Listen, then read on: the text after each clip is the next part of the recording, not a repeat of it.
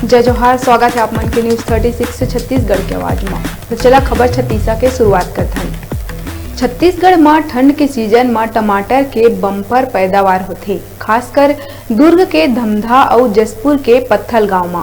यहाँ हर बछर टमाटर अतका सस्ता हो जाते कि किसान मन ला सड़क में फेंकना पड़ते। ये दारी घलो धमधा में टमाटर के बम्पर पैदावार हुईस और किसान मन टमाटर फेंकना शुरू कर दिए ही। किसान सड़क के किनारे और खेत कना टमाटर फेंका थे। टमाटर के बम्पर पैदावार ले खरीदार नहीं मिला थे, जेकर ले पैदावार के लागत मूल्य तक नहीं मिला थे।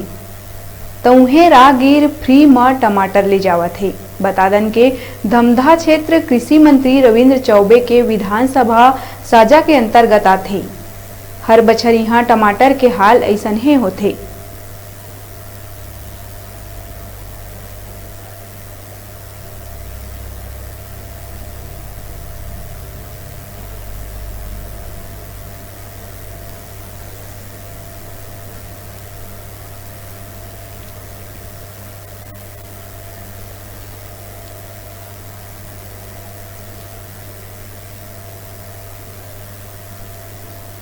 अगल बगल पीढ़ी